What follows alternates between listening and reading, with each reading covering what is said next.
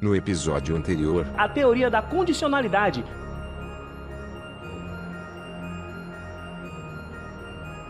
A fé é o firme fundamento das coisas que se esperam através das coisas que não se vê. Que tudo que ligares na terra terá sido ligado nos céus.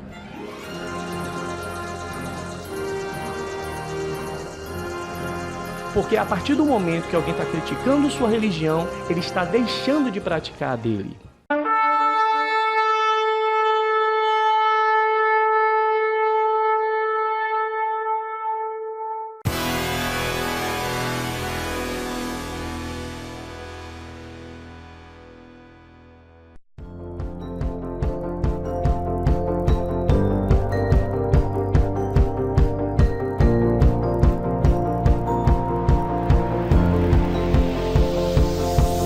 It's a beautiful night. We're looking for something dumb to do. Hey baby, I think I wanna marry you. Is it the look in your eyes, or is it this? O número recorde de queimadas na Amazônia e a escalada de declarações polêmicas das autoridades brasileiras chamaram a atenção do mundo nesta quinta-feira, 22 de agosto.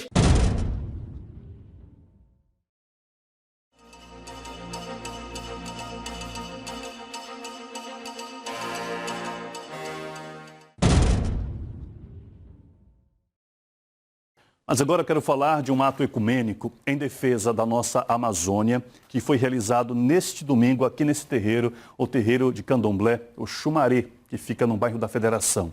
A União das Religiões pela Preservação da Natureza e da Vida é um movimento que liga a fé à preocupação social e ambiental. Líderes religiosos participaram do ato em defesa da Amazônia na Casa Oxumaré. O cristianismo tem a natureza como fonte primária. Apesar da palavra não falar tanto referente ao cuidado na terra, mas existem várias mensagens que dá para entender que sem a terra não subsistimos. O nome do movimento lançado na Casa Oxumaré é Lorogum, que em Yorubá significa combate pela paz. Os principais alvos desse combate são a intolerância religiosa e o desequilíbrio ambiental.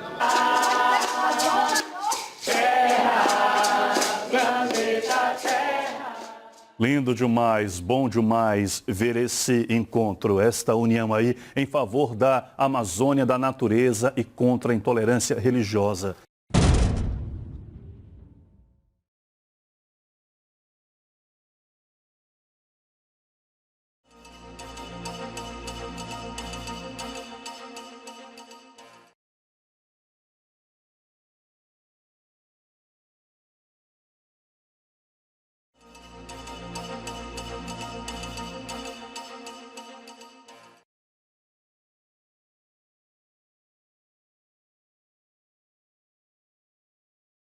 Em 2 Tessalonicenses 5:22, afirma isso.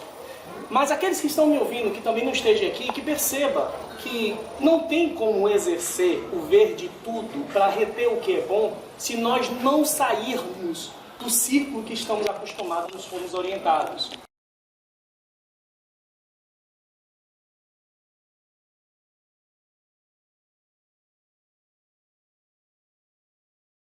Um ateu, por exemplo, a palavra diz que antes de nós escolhermos a ele, ele que escolhe a nós.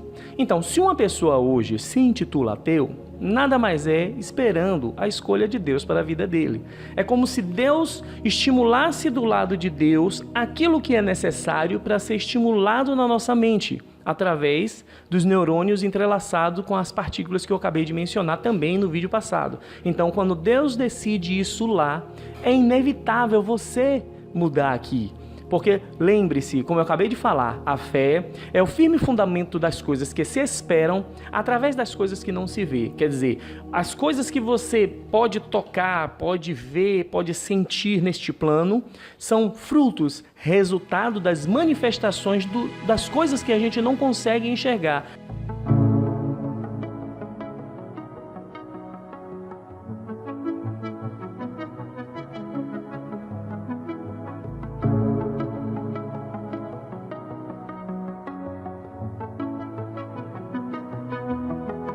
O homem está conseguindo. Já teve um tempo que o homem não sabia que existia o átomo, descobriu o átomo, e agora já descobriu que existem partículas que compõem o átomo. Então, a proporção que o tempo passa, a própria ciência do homem consegue testificar aquilo que está escrito na palavra. Tudo isso que eu falei para você é para você compreender que quando tudo isso está em harmonia, cosmos, a matéria, nós, o átomo, tudo em equilíbrio, então nós conseguimos estar no meio.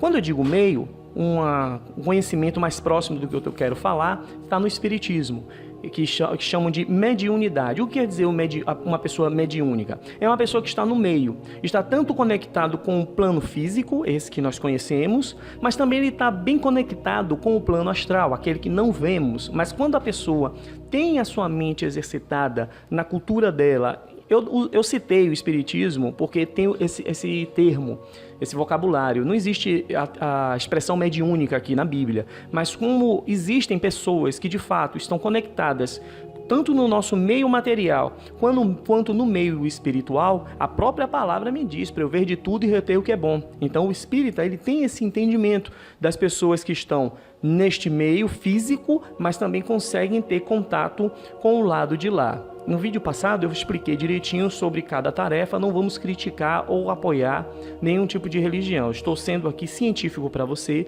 trazendo o artigo que eu estou escrevendo para a Academia Brasileira de Ciências. Porque com esse entendimento, quando você compreende que quando você estimula seu cérebro, você está passando mensagem, alguns dizem para o cosmos, alguns dizem para o seu meio, alguns dizem para o universo, eu digo para os céus. Então, quando eu oro, mentalizo fortemente, eu me comunico com o reino dos céus e o Pai me ouve.